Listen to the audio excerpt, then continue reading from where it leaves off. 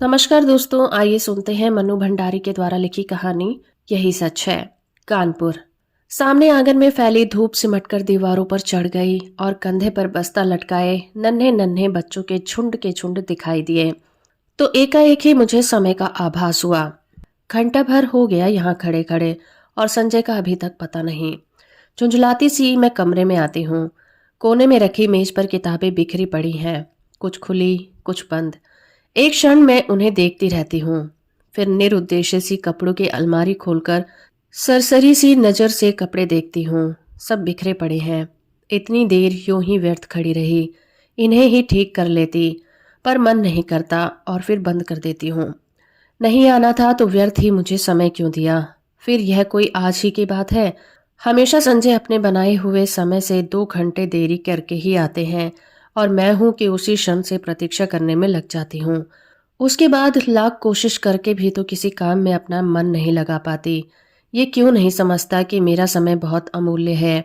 Thesis पूरी करने के लिए अब मुझे अपना सारा समय पढ़ाई में लगाना चाहिए, पर यह बात उसे कैसे समझाऊं।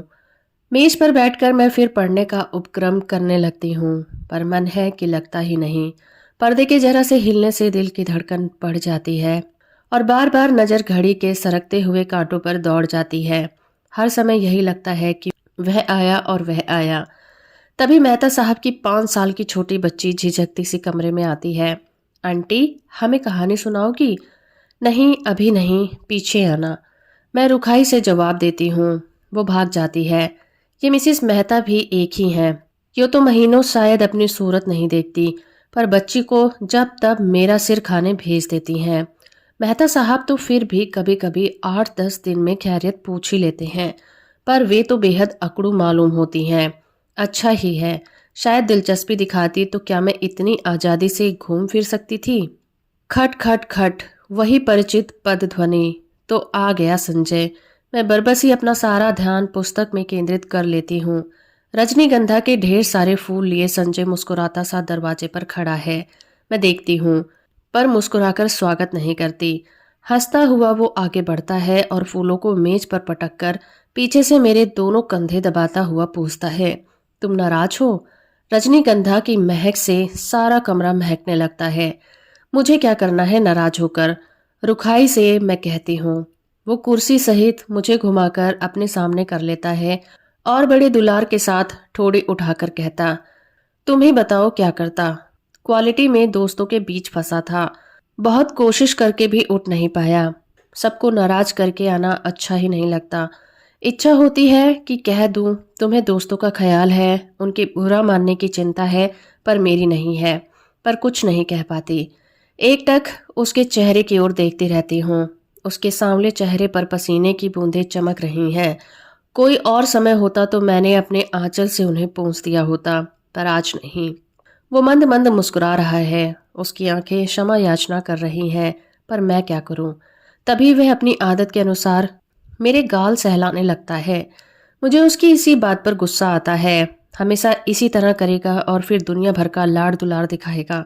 वह जानता जो है कि इसके आगे मेरा क्रोध टिक नहीं पाता। फिर उठकर वो फूलदान के पुराने फूल फेंक देता है और नए फूल लगाता है।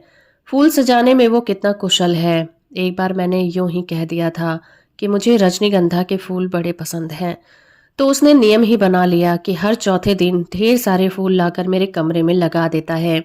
और अब तो मुझे भी ऐसी आदत हो गई है कि एक दिन भी कमरे में फूल न रहें तो न पढ़ने में मन लगता है और न सोने में। ये फूल जैसे संजय की उपस्थिति का आभास दिलाते हैं। थोड़ी देर बाद हम घूमने निकल जाते हैं। एकाएक ही मुझे ईरा के पत्र की बात याद आती है, जो बात सुनने के लिए मैं सवेरे से ही आतुर थी। इस गुस्सेबाजी में जाने कैसे उसे भूल गई थी।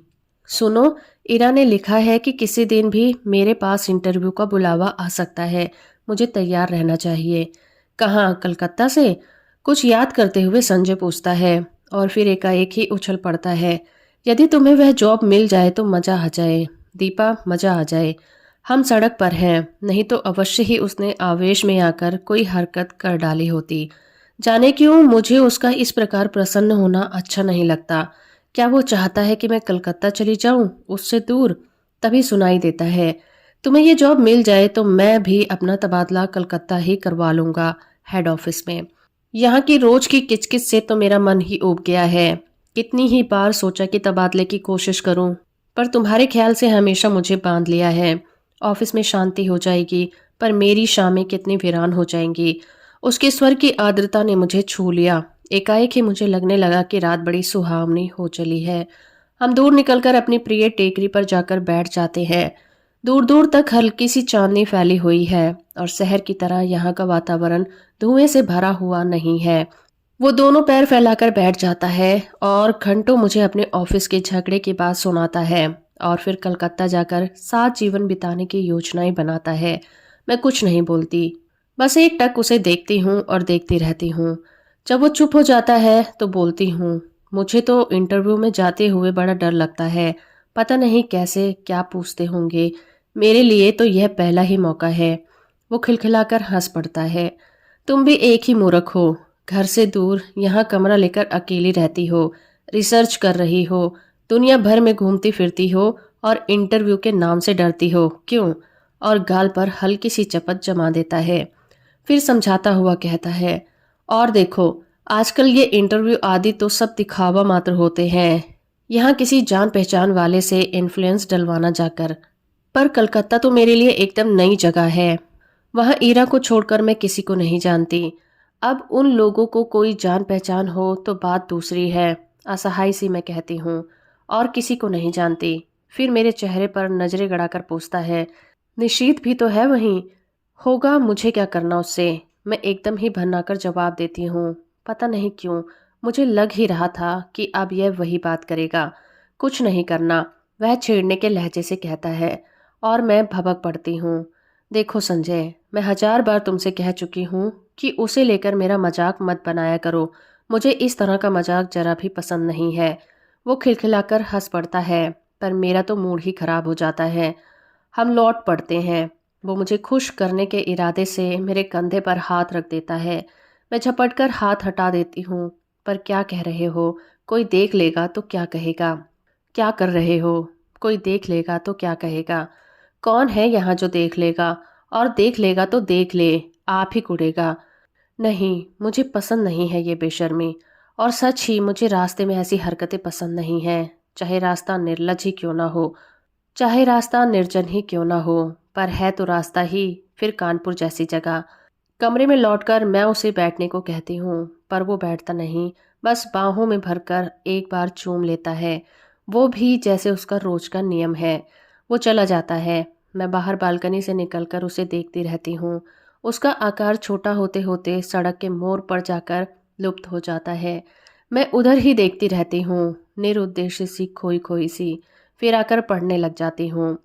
रात में सोती हूँ तो देर तक मेरी आंखें मेज पर लगे रजनीगंधा के फूलों को ही निहारती रहती हैं। जाने क्यों, अक्सर मुझे भ्रम हो जाता है कि ये फूल नहीं है, मानो संजय को अनेकों अनेक आंखें हैं जो मुझे देख रही हैं, सहला रही हैं, दुलरा रही हैं और अपने को यो असंख्य आंखों से निरंतर देखे जा रही हैं। कल्पना से ही मैं लजा जाती हूँ।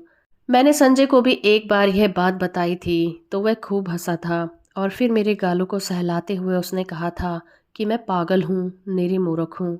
कौन जाने, शायद उसका कहना भी ठीक हो, शायद मैं पागल ही हूँ। मैं जानती हूँ संजय का मन निशीथ को लेकर जब तब शशांकित हो जाता है, पर मैं उसे कैसे विश्वास दिलाऊं कि मैं निशीथ से नफरत करती हूँ। उसकी याद मात्र से मेरा मन घृणा से भर उठता है। फिर 18 वर्ष की आयु में किया हुआ प्यार भी कोई प्यार होता है भला? निरा बचपन होता है, महज पागलपन। उसमें आवेश रहता है, यह स्थायित्व नहीं, गति और गहराई नहीं होती। जिस वेग से वो आरंभ होता है, जरा सा झटका लगने पर उसी वेग से टूट भी जाता है और उसके बाद सिसकियों का एक दौर, सारी दुनिया की नीरसता और आत्महत्या करने के अनेकों अनेक संकल्प और फिर एक तीखी घृणा। जैसे ही जीवन को दूसरा आधार मिल जाता है, उन सबको भूलने में एक दिन भी नहीं लगता। फिर तो वह सब ऐसी बेवकूफ़ी लगती है जिस पर बैठकर घंटों हंसने की तबीयत होती है। तब एकाएक ही एक बात का एहसास होता है कि ये सारे आंसू, ये सारे आहें उस प्रेमी के नहीं थी। तभी तो संजय को पाते ही मैं निशीथ को भूल गई। मेरे आंसू हंसी में बदल गए और आहों की जगह किलकारियां गूंजने लगी। पर संजय है कि जब तक निशीथ की बात को लेकर व्यर्थ ही खिन्न सा हो उठता है। मेरे कुछ कहने पर वो खिलखिला अवश्य पड़ता है, पर मैं जानती हूँ वे पूर्ण रूप से आश्वस्त नहीं है। उसे कैसे बताऊं कि मेरे प्यार का, मेरी कोमल भावनाओं का, भविष्य की मेरी अनेक अनेक योजनाओं का एकमात्र केंद्र संजय ही है। यह बात दूसरी है कि चांदनी रात में किसी निर्जन स्थान में पेड़ तले बैठकर भी मैं अपनी थीसिस की बात करती हूँ, मित्रों की बात करती हूँ, या हम किसी और विषय पर बात करने लगते हैं। पर इस सब का यह मतलब तो नहीं कि हम सब प्रेम नहीं करते। वह क्यों नहीं समझता कि आज हमारी भावुकता यथार्थ में बदल गई है। सपनों की जगह हम वास्तविकता में जीते हैं। हमारे प्रेम को परिपक्वता मिल गई है, जिसका आधार पाकर वो अधिक गहरा हो गया है और स्थायी हो गया है। पर संजय को कैसे समझाऊं ये सब? कैसे उसे समझाऊं कि निशीथ ने मेरा अपमान किया है, ऐसा अपमान जिसकी कचोट से मैं आज भी तिलमिला जाती हूँ। संबंध तोड़ने से पहले एक बार तो उसने मुझे बताया होता कि आखिर मैंने कौन सा अपराध कर डाला था, जिसके कारण उसने मुझे इतना कठोर दंड दे डाला। सारी दुनिया की भत्सरना, तिरस्कार, परिहास और दया का विष मुझे पीना पड़ा। विश्वासघाती, नीच कहीं का। और संजय सोचता है कि आज भी मेरे मन में उसके लिए कोई कोमल स्थान है। छी, मैं उसे नफरत करती हूँ। और सच पूछो तो अपने को भाग्यशालिनी भी समझती हूँ कि मैं एक ऐसे व्यक्ति के चुंगल में फंसने से बच गई जिसके लिए प्रेम महज एक खिलवाड़ है। संजय, यह तो सोचो कि यदि ऐसी कोई बात होती तो क्या मैं तुम्हारे आगे, तुम्हारी हर उचित अनुचित चेष्टा के आगे यूं आत्मसमर्पण करती, तुम्हारे चुंबनों और आलिंगनों में अपने को यूं बिखेर देती? जानते हो, विवाह से पहले कोई भी लड़की किसी को इन सब का अधिकार नहीं देती, पर मैंने दिया। क्या केवल इसीलिए नहीं कि मैं तुम्हें प्यार करती हूँ, बहुत बहुत प्यार करती हूँ। विश्वास करो संजय, तुम्हारा मेरा प्यार सच ही है। निशीथ का प्यार तो मात्र छल था, भ्रम था और झूठ था। कानपुर। परसों मुझे कलकत्ता जाना है। बड़ा डर लग रहा है। कैसे क्या होगा? मान लो इंटरव्यू में बहुत नर्वस हो गई तो? संजय को कह रही हूँ कि वो भी साथ चले, पर उसे ऑफिस से छुट्टी नहीं मिल सकती। एक तो नया शहर, फिर इंटरव्यू। अपना कोई साथ होता तो बड़ा सहारा मिल जाता। मैं कमरा लेकर अकेली रहती हूँ, यूँ अकेली घूम फिर भी लेती हूँ। तो संजय सोचता है कि मुझ में बड़ी हिम्मत है, पर सच बताऊँ तो बड़ा डर लग रहा है। बार बार मैं यह मान लेती हूँ कि मुझे नौकरी मिल गई है और मैं संजय के साथ वहाँ रहने लगी हूँ। कितनी सुंदर कल्पना है, कितनी मादक। पर इंटरव्यू का भय मादकता से भरे इस स्वप्न जाल को भिन्न भिन्न कर देता है। काश संजय भी किसी तरह मेरे साथ चल पाता। कलकत्ता। गाड़ी जब हावड़ा स्टेशन के प्लेटफॉर्म पर प्रवेश करती है तो जाने कैसी विचित्र आशंका, विचित्र से भय से मेरा मन भर जाता है। प्लेटफॉर्म पर खड़े असंख्य नर नारियों में ईरा को ढूंढती रहती हूँ, पर कहीं वो दिखाई नहीं देती।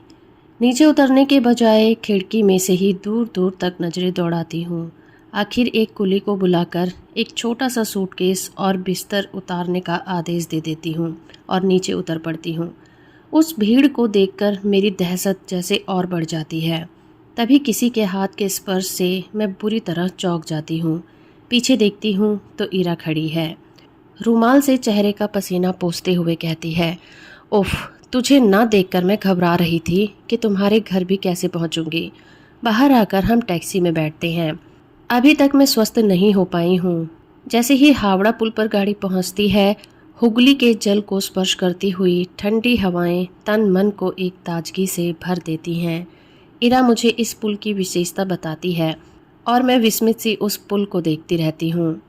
दूर दूर तक फैले हुगली के विस्तार को देखती हूँ। उसकी छाती पर खड़ी और विहार करती अनेक नौकाओं को देखती हूँ। बड़े बड़े जहाज़ों को देखती हूँ। उसके बाद बहुत ही भीड़ भरी सड़कों पर हमारी टैक्सी रुकती रुकती चलती है। ऊंची ऊंची इमारतों और चारों ओर के वातावरण से कुछ विचित्र सी विराटता का आभास होता है और इस सब के बीच जैसे मैं अपने को बड़ा खोया खोया सा महसूस करती हूँ। कहाँ पटना और कानपुर और कहाँ ये कलकत्ता। मैंने तो आज तक कभी बहुत बड़े शहर को नहीं देखा है। सारी भीड़ को चीरकर हम रेड रोड पर आ जाते हैं। चौड़ी शांत सड़क, मेरे दोनों ओर लंबे चौड़े खुले मैदान। क्यों ईरा, कौन कौन लोग होंगे इंटरव्यू में? मुझे तो बड़ा डर लग रहा है। अरे सब ठीक हो जाएगा, तू तो डर रही है। तू और डर? हम जैसे डरे तो कोई बात भी है। जिसने अपना सारा करियर अपने आप बनाया, वह भला इंटरव्यू से डरे? फिर कुछ देर ठहर कर कहती है, अच्छा भैया भाभी तो पटना में ही होंगे, जाती है कभी उनके पास या नहीं? कानपुर आने के बाद एक बार गई थी, कभी कभी यूं ही पत्र लिख देती हूँ। भाई कमाल के लोग हैं, बहन को भी नहीं निभा सके। मुझे ये प्रसंग कतई पसंद नहीं। मैं नहीं चाहती कि कोई इस विषय पर बात करे। मैं मौन ही रहती हूँ। इरा का छोटा सा घर है, बहुत सुंदर ढंग से सजाया हुआ है। उसके पति के दौरे पर जाने की बात सुनकर पहले तो मुझे अफसोस हुआ था। वे होते तो कुछ मदद ही करते। फिर एकाएक लगा कि उनकी अनुपस्थिति में मैं शायद अधिक स्वतंत्रता का अनुभव कर सकूं। उनका बच्चा भी बड़ा प्यारा है। शाम को इरा मुझे कॉफ़ी हाउस ले जाती है। अचानक मुझे वहाँ निशीथ दिखाई देता है। मैं सक पकाकर नज़र घुमा लेती हूँ, पर वह हमारी मेज पर ही आ पहुँचता है। विवश होकर मुझे उधर देखना पड़ता है, नमस्कार भी करना पड़ता है, इरा का परिचय भी करवाना पड़ता है। इरा पास की कुर्सी पर बैठने का निमंत्रण दे देती है। मुझे लगता है मेरी सांस रुक जाएगी। कब आई? आज सवेरे ही। अभी ठहरोगी? ठहरी कहाँ हो? जवाब इरा देती है, मैं देख रही हूँ निशीथ बहुत बदल गया है। उसने कवियों की तरह बाल बढ़ा लिए हैं। यह क्या शौक चर्राया? उसका रंग स्याह पड़ गया है, वो दुबला भी हो गया है। विशेष बातचीत नहीं होती और हम लोग उठ पड़ते हैं। इरा को मुन्नू की चिंता सता रही थी और मैं स्वयं भी घर पहुंचने को उतावली हो रही थी। कॉफ़ी हाउस में धर्मतल्ला तक वह पैदल चलता हुआ हमारे साथ आता है। इरा उससे बात कर रही है, मानो वह इरा का ही मित्र हो। इरा अपना पता समझा देती है और वह दूसरे दिन 9 बजे आने का वायदा करके चला जाता है। पूरे 3 साल बाद निशीथ का यूँ मिलना ना चाहकर भी जैसे सारा अतीत आंखों के सामने खुल जाता है। बहुत दुबला हो गया है निशीथ। लगता है जैसे मन में कहीं कोई गहरी पीड़ा छुपाए बैठा है। मुझसे अलग होने का दुख तो नहीं साल रहा है इसे। कल्पना चाहे कितनी भी सुंदर क्यों ना हो, एक तृप्ति युक्त आनंद देने वाली क्यों ना हो, पर मैं जानती हूँ यह झूठ है। यदि ऐसा ही था तो कौन उसे कहने गया था कि तुम इस संबंध को तोड़ दो। उसने अपनी इच्छा से ही ये सब किया था। एकाएक ही मेरा मन कटु हो उठता है। यही तो है वह व्यक्ति जिसने मुझे अपमानित करके सारी दुनिया के सामने छोड़ दिया था, महज उपहास का पात्र बनाकर। ओह, क्यों नहीं मैंने उसे पहचानकर इनकार कर दिया। जब वो मेज के पास आकर खड़ा हुआ तो क्यों नहीं मैंने कह दिया कि माफ़ कीजिए, मैं आपको नहीं पहचानती। जरा उसका खिसियाना तो देखती। वह कल भी आएगा। मुझे उसे साफ साफ मना कर देना चाहिए था कि मैं उसकी सूरत भी नहीं देखना चाहती। मैं उससे नफ़रत करती हूँ। अच्छा है आई कल। मैं उसे बता दूंगी कि जल्दी ही मैं संजय से विवाह करने वाली हूँ। यह भी बता दूंगी कि मैं पिछला सब कुछ भूल चुकी हूँ। यह भी बता दूंगी कि मैं उससे घृणा करती हूँ और उसे ज़िंदगी में कभी माफ़ नहीं कर सकती। यह सब सोचने के साथ साथ जाने क्यों मेरे मन में यह बात भी उठ रही थी कि 3 साल हो गए, अभी तक निशीथ ने विवाह क्यों नहीं किया। करे न करे मुझे क्या। क्या वे आज भी मुझसे कुछ उम्मीद रखता है? मूर्ख कहीं का। संजय, मैंने तुमको कितना कहा था कि तुम मेरे साथ चलो, पर तुम नहीं आए। इस समय जबकि मुझे तुम्हारी इतनी ज़्यादा याद आ रही है। बताओ मैं क्या करूं? नौकरी पाना इतना मुश्किल है मुझे गुमान तक नहीं था। इरा कहती है कि 150 की नौकरी के लिए खुद मिनिस्टर तक सिफारिश करने पहुंच जाते हैं। फिर यह तो 300 रुपये का जॉब है। निशीथ सवेरे से शाम तक इसी चक्कर में भटका है, यहाँ तक कि उसने अपने ऑफिस से भी छुट्टी ले ली है। वह क्यों मेरे काम में इतनी दिलचस्पी ले रहा है? उसका परिचय बड़े बड़े लोगों से है और कहता है कि जैसे भी होगा वह काम मुझे दिलाकर ही मानेगा, पर आखिर क्यों? कल मैंने सोचा था कि अपने व्यवहार की रुखाई से मैं स्पष्ट कर दूंगी कि वो अब मेरे लिए ना आए। 8:45 के करीब जब मैं अपने टूटे हुए बाल फेंकने खिड़की पर गई तो देखा घर से थोड़ी दूर पर निशीथ टहल रहा है। वही लंबे बाल और कुर्ता पजामा।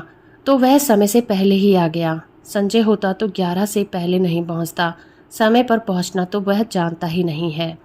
उसे यूं चक्कर काटते देख मेरा मन जाने कैसा हो आया, और जब वह आया तो मैं चाहकर भी कटु नहीं हो सकी। मैंने उसे कलकत्ता आने का मकसद बताया तो लगा कि वह बड़ा प्रसन्न हुआ। कहीं बैठे बैठे फ़ोन करके उसने इस नौकरी के संबंध में सारी जानकारी प्राप्त कर ली। कैसे क्या करना होगा उसकी योजना भी बना डाली। बैठे बैठे फ़ोन से ऑफिस को सूचना भी दे दी कि आज वो ऑफिस नहीं आएगा। विचित्र स्थिति मेरी हो रही थी। उसके इस अपनत्व भरे व्यवहार को मैं स्वीकार नहीं कर पाती थी, नकार भी नहीं कर पाती थी। सारा दिन मैं उसके साथ घूमती रही, पर काम की बात के अतिरिक्त उसने एक भी बात नहीं की। मैंने कई बार चाहा कि संजय की बात बता दूं, पर बता नहीं सकी। सोचा कहीं यह सुनकर ये दिलचस्पी लेना कम न कर दे। उसके आज भर के प्रयत्नों से ही मुझे काफ़ी उम्मीद हो चली थी। यह नौकरी मेरे लिए कितनी आवश्यक है, मिल जाए तो संजय कितना प्रसन्न होगा। हमारे विवाहित जीवन के आरंभिक दिन कितने सुख में बीतेंगे। शाम को हम घर लौटते हैं। मैं उसे बैठने को कहती हूँ, पर वह बैठता नहीं, बस खड़ा ही रहता है। उसके चौड़े ललाट पर पसीने की बूंदें चमक रही हैं। एकाएक ही मुझे लगता है कि इस समय संजय होता तो मैं अपने आंचल से उसका पसीना पोंछ देती, और वह क्या बिना बाहों में भरे, बिना प्यार किए यूं ही चला जाता। अच्छा तो चलता हूँ। यंत्र चालित से मेरे हाथ जुड़ जाते हैं। वह लौट पड़ता है और मैं ठगी सी देखती रहती हूँ। सोते समय मेरी आदत है कि संजय के लाए हुए फूलों को निहारती रहती हूँ। यहाँ वे फूल भी नहीं है तो बड़ा सूना सूना सा लगता है। पता नहीं संजय, तुम इस समय क्या कर रहे हो? 3 दिन हो गए, किसी ने बाहों में भरकर प्यार तक नहीं किया। कलकत्ता। आज सवेरे मेरा इंटरव्यू हो गया है। मैं शायद बहुत नर्वस हो गई थी और जैसे उत्तर मुझे देने चाहिए थे वैसे नहीं दे पाई। पर निशीत ने आकर बताया कि मेरा चुना जाना करीब करीब तय हो गया है। मैं जानती हूँ यह सब निशीत की वजह से ही हुआ है। ढलते सूरज की धूप निशीत के बाएं गाल पर पड़ रही थी और सामने बैठा निशीत इतने दिन बाद एक बार फिर मुझे बड़ा प्यारा सा लगा। मैंने देखा मुझसे ज़्यादा वह प्रसन्न है। वे कभी किसी का एहसान नहीं लेता, पर मेरी खातिर उसने न जाने कितने लोगों का एहसान लिया होगा। आखिर क्यों? क्या वो चाहता है कि मैं कलकत्ता आकर रहूं उसके साथ, उसके पास? एक अजीब सी पुलक ने मेरा तन मन सिहर उठता है। वो ऐसा क्यों चाहता है? उसका ऐसा चाहना बहुत गलत है, बहुत अनुचित भी है। मैं अपने मन को समझाती हूँ, ऐसी कोई बात नहीं है। शायद वो केवल मेरे प्रति किए गए अन्याय का प्रतिकार करने के लिए यह सब कर रहा है। पर क्या वो समझता है कि उसकी मदद से नौकरी पाकर मैं उसे क्षमा कर दूंगी, या जो कुछ उसने किया है उसे भूल जाऊंगी? असंभव। मैं कल ही उसे संजय की बात बता दूंगी। आज तो इस खुशी में पार्टी हो जाए। काम की बात के अलावा ये पहला वाक्य मैं उसके मुंह से सुनती हूँ। वो प्रस्ताव का समर्थन करके भी मुन्नू की तबीयत का बहाना लेकर अपने को काट लेती है। अकेले जाना मुझे कुछ अटपटा सा लगता है। अभी तक तो काम का बहाना लेकर घूम रही थी, पर अब फिर भी मैं मना नहीं कर पाती। अंदर जाकर तैयार होती हूँ। मुझे याद आता है कि निशीत को नीला रंग बहुत पसंद था। मैं नीली साड़ी ही पहनती हूँ। बड़े चाव और सतर्कता से अपना प्रसाधन करती हूँ और बार बार अपने को टोकती जाती हूँ। किसको रिझाने के लिए ये सब हो रहा है? क्या वह निरा पागलपन नहीं है? सीढ़ियों पर निशीत की हल्की सी मुस्कुराहट के साथ कहता है, इस साड़ी में तुम बहुत ही सुंदर लग रही हो। मेरा चेहरा तमतमा जाता है, कनपटियां सुर्ख हो जाती हैं। मैं चुपचाप ही इस वाक्य के लिए तैयार नहीं थी। यह सदा चुप रहने वाला निशीत बोला भी तो ऐसी बात। मुझे ऐसी बात सुनने की जरा भी आदत नहीं है। संजय न कभी मेरे कपड़ों पर ध्यान देता है, न ऐसी बातें करता है, जबकि उसे पूरा अधिकार है और यह बिना अधिकार के ऐसी बातें करे। पर जाने क्या है कि मैं उस पर नाराज नहीं हो पाती हूँ, बल्कि एक पुलक में सिरहन महसूस करती हूँ। सच, संजय के मुंह से ऐसा वाक्य सुनने को मेरा मन तरसता रहता है, पर उसने कभी ऐसी बात नहीं की। पिछले 2.5 साल से मैं संजय के साथ रह रही हूँ। रोज ही शाम को हम घूमने जाते हैं। कितनी ही बार मैंने श्रृंगार किया, अच्छे कपड़े पहने, पर प्रशंसा का एक शब्द भी उसके मुंह से नहीं सुना। इन बातों पर उसका ध्यान ही नहीं जाता। ये देखकर भी जैसे यह सब अनदेखा कर देता है। इस वाक्य को सुनने के लिए तरसता हुआ मेरा मन जैसे रस में नहा जाता है। पर निशीत ने यह बातें क्यों कहीं? उसे क्या अधिकार है? क्या सचमुच ही उसे अधिकार नहीं है? नहीं है। जाने कैसी मजबूरी है, कैसी व्यवस्था है कि मैं इस बात का जवाब नहीं दे पाती हूँ। निश्चयात्मक दृढ़ता से नहीं कह पाती कि साथ चलते इस व्यक्ति को सचमुच ही मेरे विषय में ऐसी अवांछित बात कहने का कोई अधिकार नहीं है। हम दोनों टैक्सी में बैठते हैं। मैं सोचती हूँ आज मैं इसे संजय की बात बता दूंगी। रुकाई रूम। निशीथ टैक्सी वाले को आदेश देता है। टून की घंटी के साथ मीटर डाउन होता है और टैक्सी हवा से बातें करने लग जाती है। निशीथ बहुत सतर्कता से कोने में बैठा है, बीच में इतनी जगह छोड़कर कि यदि हिचकोला खाकर भी टैक्सी रुके तो हमारा स्पर्श ना हो। हवा के झोंके से मेरी रेशमी साड़ी का पल्लू उसके समूचे बदन को स्पर्श करता हुआ उसकी गोदी में पड़कर फरफराता है। वे उसे हटाता नहीं है। मुझे लगता है वो रेशमी सुवासित पल्लू उसके तन मन को रस में भिगो रहा है। ये स्पर्श उसे पुलकित कर रहा है। मैं विजय के अकथनीय आहत से भर जाती हूँ। आज भी मैं संजय की बात नहीं कह पाती, चाहकर भी नहीं कह पाती। अपनी इस व्यवस्था पर मुझे खींच भी आती है, पर मेरा मुंह है कि खुलता ही नहीं। मुझे लगता है कि मैं जैसे कोई बहुत बड़ा अपराध कर रही हूँ, पर फिर भी मैं कुछ नहीं कह सकी। वो निशीथ कुछ बोलता क्यों नहीं? उसका यूं कोने में दुबककर निर्विकार भाव से बैठे रहना मुझे कतई अच्छा नहीं लगता। एकाएक ही मुझे संजय की याद आने लगती है। इस समय वह यहाँ होता तो उसका हाथ मेरी कमर से लिपटा होता। यूं सड़क पर ऐसी हरकतें मुझे स्वयं पसंद नहीं आती, पर जाने क्यों किसी की बाहों की लपेट के लिए मेरा मन ललक उठता है। मैं जानती हूँ कि जब निशीथ बगल में बैठा हो उस समय ऐसी इच्छा करना या मेरी बात सोचना भी कितना अनुचित है, पर मैं क्या करूँ? जितनी द्रुत गति से टैक्सी चली जा रही है, मुझे लगता है उतनी ही द्रुत गति से मैं भी बही जा रही हूँ, अनुचित अवांछित दिशाओं की ओर। टैक्सी झटका खाकर रुकती है तो मेरी चेतना लौटती है। मैं जल्दी से दाहिनी ओर का फाटक खोलकर कुछ इस हड़बड़ी से नीचे उतर पड़ती हूँ, मानो अंदर निशीथ मेरे साथ कोई बदतमीजी कर रहा हो। अजी इधर से उतरना चाहिए कभी, टैक्सी वाला कहता है। मुझे अपनी गलती का भान होता है। उधर निशीथ खड़ा है, इधर मैं, बीच में टैक्सी। पैसे लेकर टैक्सी चली जाती है और हम दोनों एक दूसरे के आमने सामने हो जाते हैं। एकाएक ही मुझे ख्याल आता है कि टैक्सी के पैसे तो मुझे ही देने चाहिए थे, पर अब क्या हो सकता था। चुपचाप हम दोनों अंदर जाते हैं। आसपास बहुत कुछ है, चहल पहल, रोशनी, रौनक, पर मेरे लिए जैसे सबका अस्तित्व ही मिट जाता है। मैं अपने को सबकी नज़रों से ऐसे बचाकर चलती हूँ मानो मैंने कोई अपराध कर डाला हो और कोई मुझे पकड़ न ले। क्या सचमुच ही मुझसे कोई अपराध हो गया है? आमने सामने हम दोनों बैठ जाते हैं। मैं होश हूँ, फिर भी उसका पार्ट वही अदा कर रहा है, वही ऑर्डर देता है। बाहर की हलचल और उससे अधिक मन की हलचल में मैं अपने को खोया खोया सा महसूस करती हूँ। हम दोनों के सामने बैरा कोल्ड कॉफ़ी के गिलास और खाने का कुछ सामान रख जाता है। मुझे बार बार लगता है कि निशीथ कुछ कहना चाह रहा है।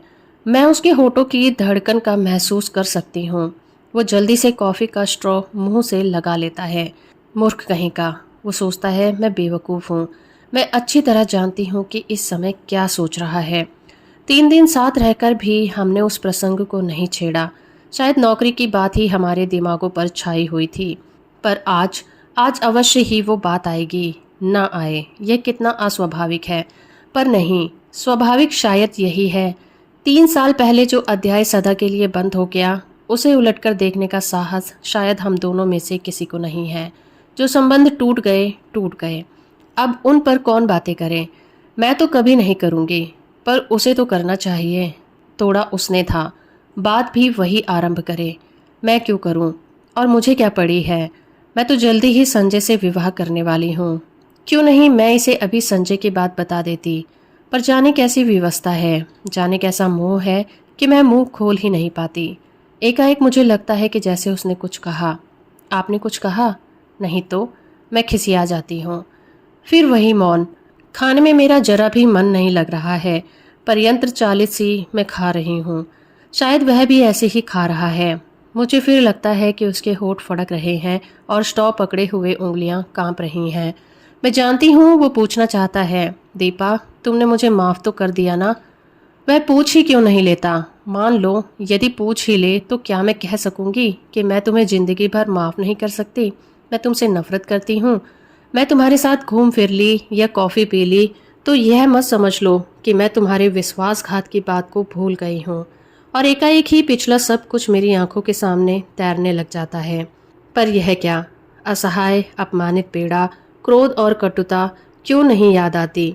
मेरे सामने तो पटना में गुजारी सुहानी संध्याओं और चांदनी रातों के वे चित्र उभर कर आते हैं, जब घंटों समीप बैठ मौन भाव से हम एक दूसरे को निहारा करते थे। बिना स्पर्श किए भी जाने कैसी मादकता तन मन को विभोर किए रहती थी। जाने कैसी तन्मयता में हम डूबे रहते थे, एक विचित्र सी स्वप्निल दुनिया में। मैं कुछ बोलना भी चाहती तो वो मेरे मुंह पर उंगली रखकर कहता, आत्मीयता के ये क्षण अनकही ही रहने दो दीपा। आज भी तो हम मौन ही हैं, एक दूसरे के निकट ही हैं। क्या आज भी हम आत्मीयता के उन्हीं क्षणों में गुजर रहे हैं?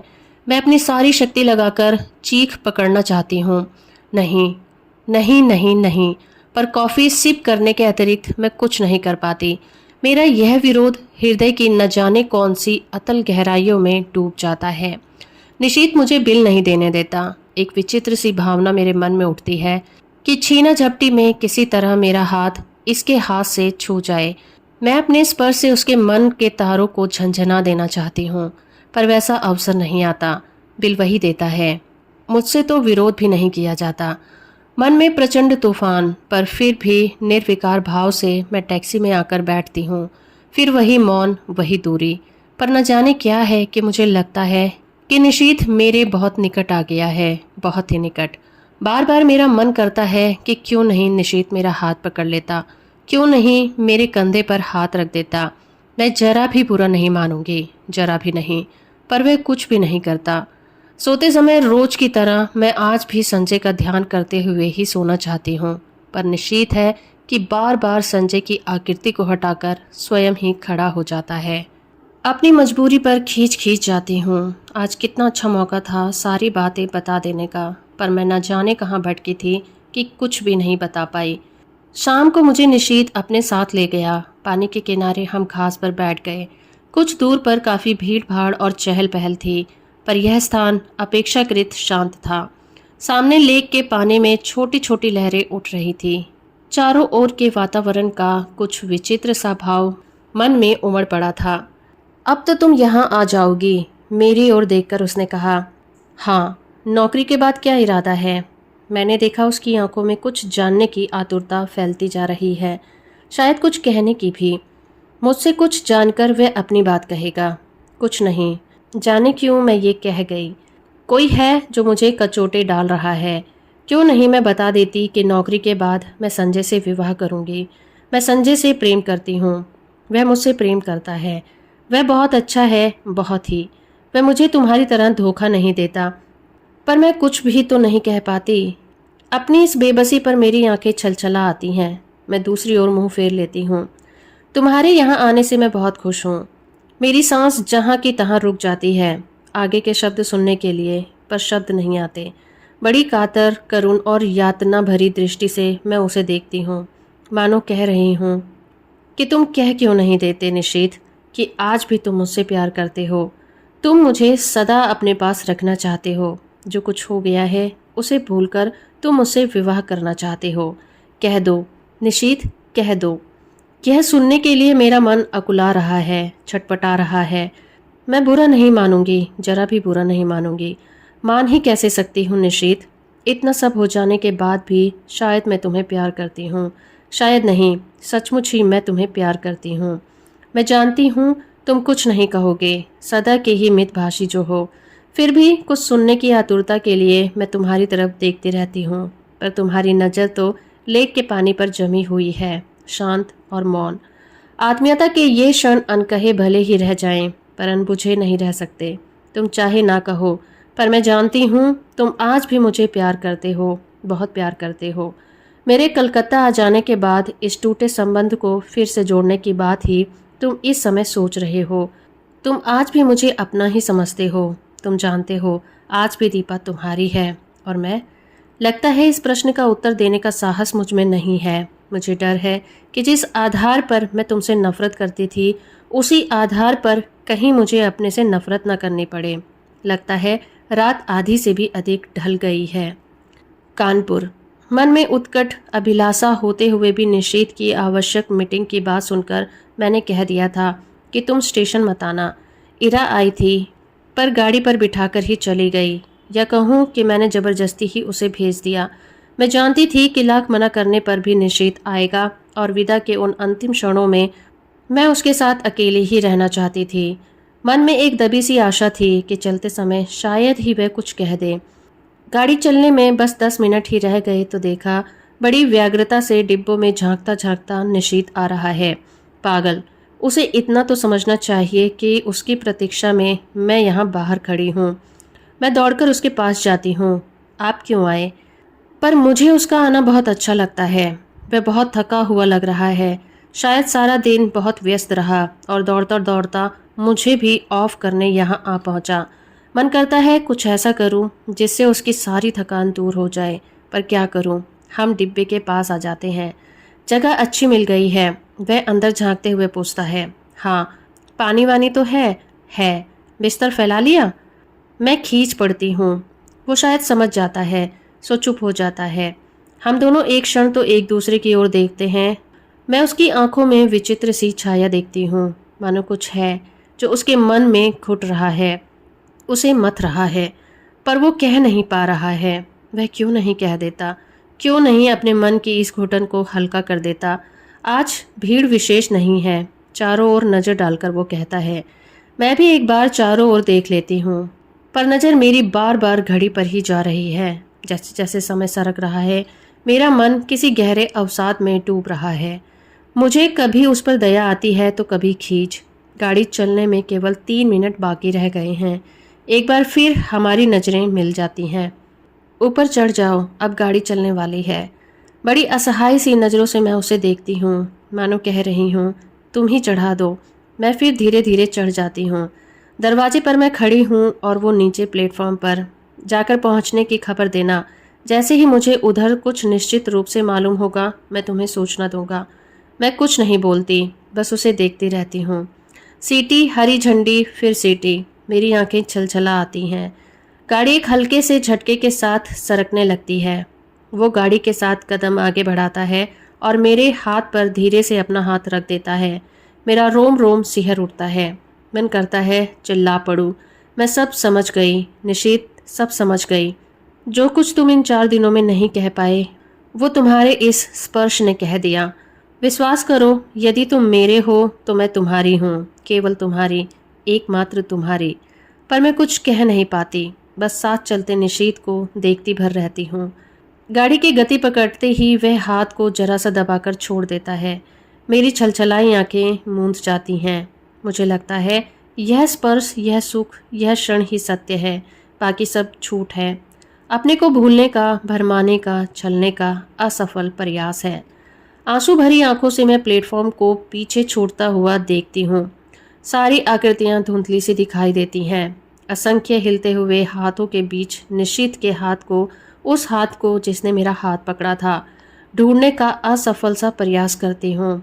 गाड़ी प्लेटफॉर्म को पार कर जाती है और दूर दूर तक कलकत्ता की जगमगाती बत्तियां दिखाई देती हैं। धीरे धीरे वो सब दूर हो जाती हैं, पीछे छूटती जाती हैं। मुझे लगता है वह दैत्याकार ट्रेन मुझे मेरे घर से कहीं दूर लिए जा रही है, अनदेखी अनजानी राहों में गुमराह करने के लिए, भटकाने के लिए। बोझिल मन में मैं अपने फैलाए हुए बिस्तर पर लेट जाती हूँ। आंखें बंद करते ही सबसे पहले मैं सामने संजय का चित्र उभरता है। कानपुर जाकर मैं उसे क्या कहूँगी? इतने दिनों तक मैं उसे छलती आई, अपने को छलती आई, पर अब नहीं।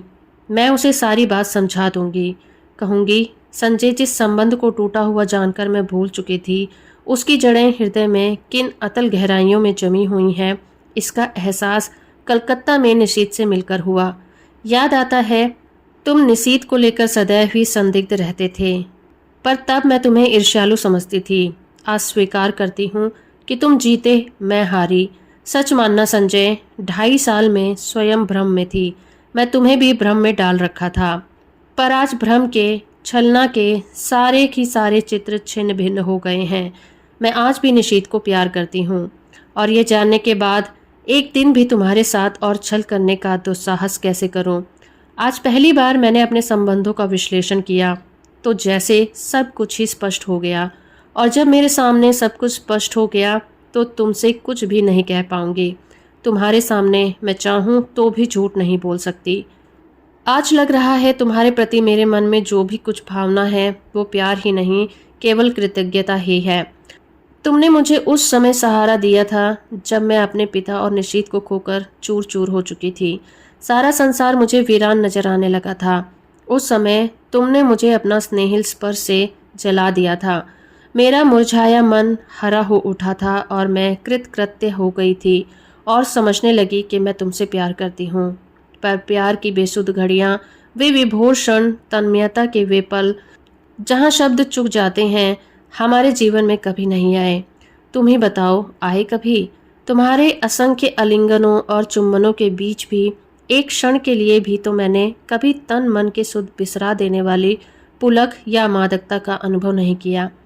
सोचती हूँ निशीत के चले जाने के बाद मेरे जीवन में एक विराट शून्यता आ गई थी, एक खोखलापन आ गया था। तुमने उसकी पूर्ति की, तुम पूरक थे। मैं गलती से तुम्हें प्रियतम समझ बैठी। मुझे क्षमा कर दो संजय और लौट जाओ। तुम्हें मुझ जैसी अनेक दीपाएं मिल जाएंगी जो सचमुच ही तुम्हें प्रियतम की तरह प्यार करेंगी। आज एक बात अच्छी तरह जान गई हूँ कि प्रथम प्रेम ही सच्चा प्रेम होता है। बाद में किया हुआ प्रेम तो अपने को भूलने का, भरमाने का प्रयास मात्र होता है।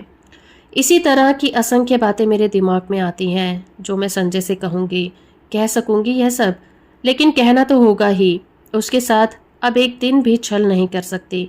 मन से किसी और की आराधना करके तन से उसकी होने का अभिनय नहीं कर सकती। नहीं जानती कि ये सब सोचते सोचते मुझे कब नींद आ गई। लौटकर अपना कमरा खोलती हूँ तो देखती हूँ सब जैसे का तैसा है। सिर्फ फूलदान में रजनीगंधा मुरझा गए हैं। कुछ फूल झड़कर जमीन पर इधर उधर बिखर गए हैं। आगे बढ़ती हूँ तो जमीन पर पड़ा एक लिफाफा दिखाई देता है। संजय की लिखाई है। खोला तो छोटा सा पत्र था। दीपा, तुमने जो कलकत्ता जाकर मुझे कोई सूचना नहीं दी। मैं आज ऑफिस के काम से कटक जा रहा हूँ। 5 दिन में लौट आऊँगा। तब तक तुम आ ही जाओगी।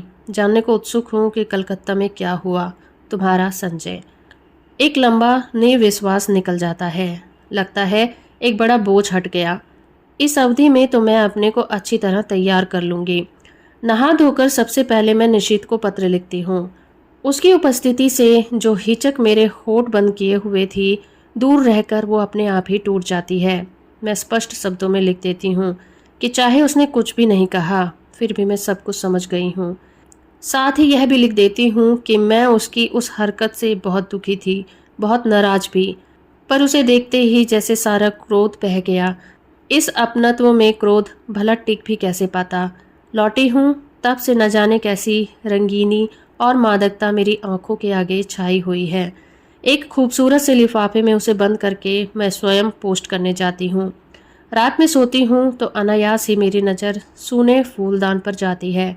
मैं करवट बदलकर सो जाती हूँ। आज निशीत को पत्र लिखे 5वां दिन है। मैं तो कल ही उसके पत्र की राह देख रही थी, पर आज की भी दोनों डाके निकल गई। जाने कैसा सूना सूना, अनमना अनमना लगता रहा सारा दिन। किसी भी तो काम में जी नहीं लगता। क्यों नहीं लौटती डाक से ही उत्तर दे दिया उसने। समझ नहीं आता कैसे समय गुजारूं। मैं बाहर बालकनी में जाकर खड़ी हो जाती हूँ। एकाएक ख्याल आता है, पिछले 2.5 सालों से करीब इसी समय यहीं खड़े होकर मैंने संजय की प्रतीक्षा की है। क्या आज भी मैं संजय की प्रतीक्षा कर रही हूँ या मैं निशीत के पत्र की प्रतीक्षा कर रही हूँ? शायद किसी की नहीं, क्योंकि जानती हूँ दोनों में से कोई नहीं आएगा। फिर निरुद्देश्य ही कमरे में लौट पड़ती हूँ। शाम का समय मुझसे घर में नहीं काटा जाता। रोज ही तो संजय के साथ घूमने निकल जाया करती थी। लगता है यहीं बैठी रही तो दम ही घुट जाएगा। कमरा बंद करके मैं अपने को धकेलती सी सड़क पर ले जाती हूँ। शाम का धुंधलका मन के बोझ को और भी बढ़ा देता है। कहाँ जाऊँ? लगता है जैसे मेरी राहें भटक गई हैं, मंजिल खो गई है। मैं स्वयं नहीं जानती आखिर मुझे जाना कहाँ है। फिर भी निरुद्देश्य सी चलती रहती हूँ। पर आखिर कब तक यूँ भटकती रहूँ? हार कर लौट पड़ती हूँ। आते ही मेहता साहब की बच्ची तार का एक लिफाफा देती है। धड़कते दिल से मैं उसे खोलती हूँ। ईरा का तार था। नियुक्ति हो गई है, बधाई। इतनी बड़ी खुशखबरी पाकर भी जाने क्या है कि खुश नहीं हो पाती। यह खबर तो निशीत भेजने वाला था। एकाएक ही एक विचार मन में आता है क्या जो कुछ भी मैं सोच गई वह निरा भ्रम ही था, मात्र मेरी कल्पना, मेरा अनुमान? नहीं नहीं, उस स्पर्श को मैं कैसे भ्रम मान लूं, जिसने मेरे तन मन को डुबो दिया था, जिसके द्वारा उसके हृदय की एक एक परत मेरे सामने खुल गई थी। लेक पर बिताए उन मधुर क्षणों को भ्रम कैसे मान लूं, जहां उसका मौन ही मुखरित होकर सब कुछ कह गया था। आत्मीयता के ये अनकहे क्षण, तो फिर उसने अपने पत्र क्यों नहीं लिखा? आत्मीयता के वो अनकहे क्षण, तो फिर उसने पत्र क्यों नहीं लिखा? क्या कल उसका पत्र आएगा? क्या आज भी उसे यही हिचक रोके हुए है? तभी सामने से घड़ी टन टन करके 9 बजाती है। मैं उसे देखती हूँ। यह संजय की लाई हुई है। लगता है जैसे ये घड़ी घंटे सुना सुना कर मुझे संजय की याद दिला रही है। यह टेबल, ये फूलदान, सभी तो संजय के ही लाए हुए हैं। मेज पर रखा ये पेन उसने मुझे सालगिरह पर लाकर दिया था। अपनी चेतना के इन बिखरे सूत्रों को समेटकर मैं फिर पढ़ने का प्रयास करती हूँ, पर पढ़ नहीं पाती। हार कर मैं पलंग पर लेट जाती हूँ। सामने के फूलदान का सूनापन मेरे मन के सूनेपन को और अधिक बढ़ा देता है। मैं कसकर आंखें मूंद लेती हूँ। एक बार फिर मेरी आंखों के आगे लेक का स्वच्छ नीला जल उभर जाता है, जिसमें छोटी छोटी लहरें उठ रही थीं। उस जल की ओर देखते हुए निशीथ की आकृति उभर कर आती है।